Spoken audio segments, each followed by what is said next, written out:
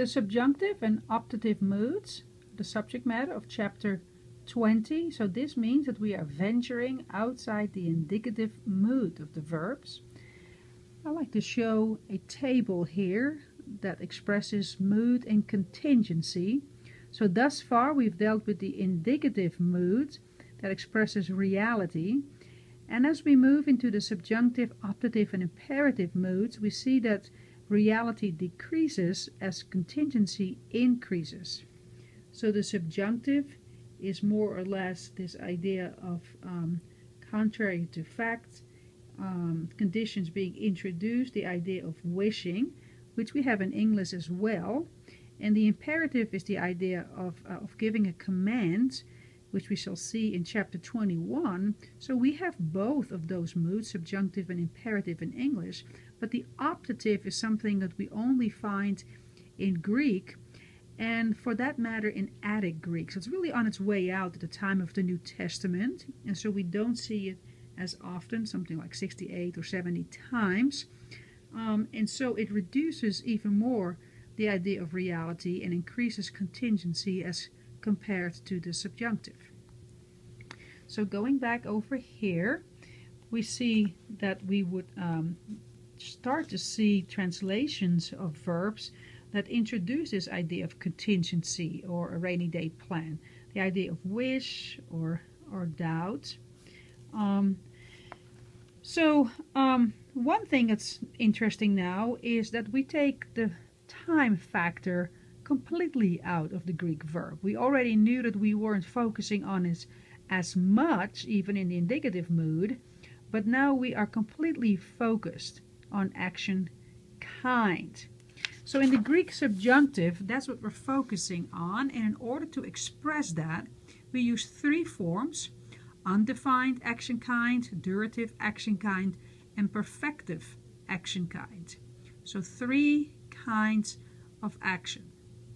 How do we recognize the subjunctive morphologically?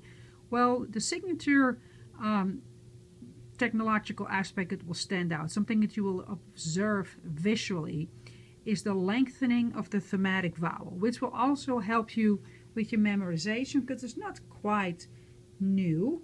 So we knew from the indicative verb this idea of the paradigm being oes a, ome, et, usi, and notice here for the active that you kind of discern the same thing, except it has long sounds, an oes a, omen, et, usi, or et, usi. And for the middle passive, the same thing takes place, oh my. And of course yet psi still morphs into a long eta, and then etai, ometha, este, ontai. So only the second person singular for the middle passive will look like the indicative. So how do we discern the tenses here?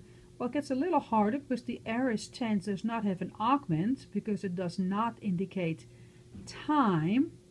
And since we are not concerned with time, we also don't need secondary endings because for some reason the subjunctive simply just uses primary endings. There's no rhyme or reason, that's just the way it got formed. Also, we do not have a future subjunctive because that would be kind of double up, you know, something like I may, will in the future. That mixes up the contingency. So we do not have a future subjunctive. Remember, we only have the emphasis on action kind, not action time, though there are some forms of linguistic theory that are kind of playing with that. And then the perfect tense, it's kind of rare in the New Testament. A few times it appears, so you will find it, for example, in the book of Revelation in the form of oida, or in the form of eidete that y'all may know. So what do the paradigms look like? Well, you see these long thematic vowels, right? From luo, luo, lues, lue, luomen, luete, luosin. Second aorists still around. Of course, the tense stem gives away the second aorist. And so things get swallowed up here. And so the second aorist typically did not have a tense suffix, so it already didn't have a sigma alpha. In the past, what gave it away was the the augment, we don't have that now. So the difference here is that you recognize the stem, but it has primary endings, and the second aorist stem is different from the present stem. So by stem alone will you identify that this is a second aorist.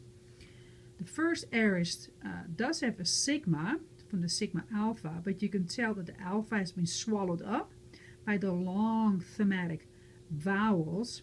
There's no augment, so it's going to look a lot like the future, right? But here's the good news, there's no future subjunctive, and you will recognize the long thematic vowels. So the only ones that can mess you up would be the first person singular and the third person singular, so context will dictate that.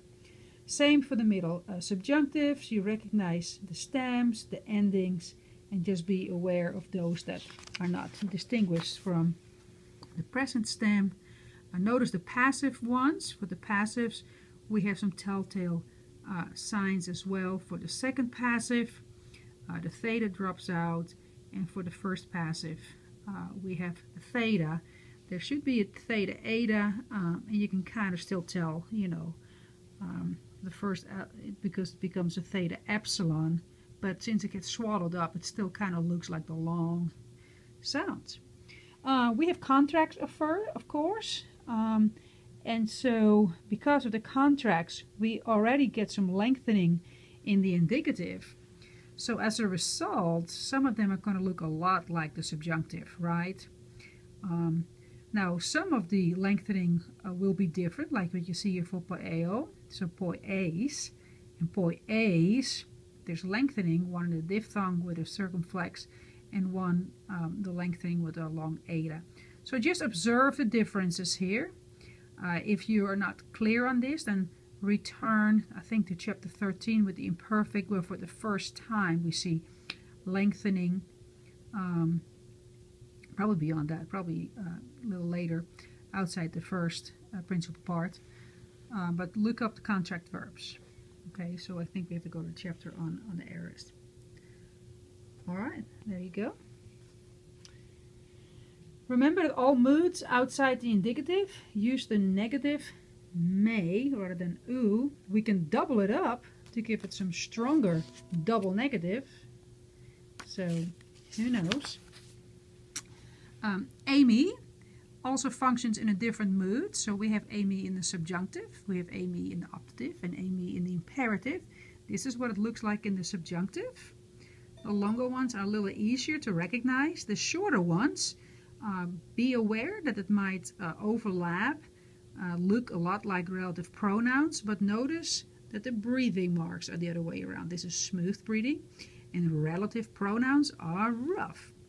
So your translation here brings out some of that contingency. Rather than it's straight up being reality, like I am, here it's I might be, you might be, he, she, it might be. Okay, so we also have the optative then, that even increases the contingency, make it less likely. And so it looks a little different as well. With that comes the idea of conditional sentences. Optative occurs only about 68 times.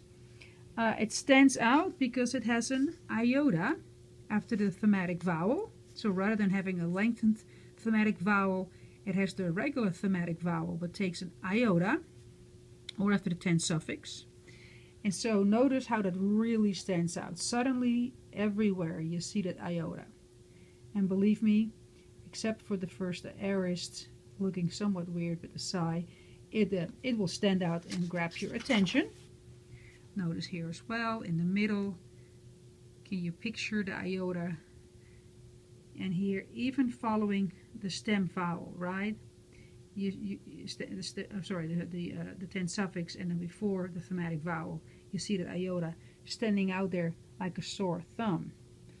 Okay, so let's leave it off here, and in part 2 we will look at translating.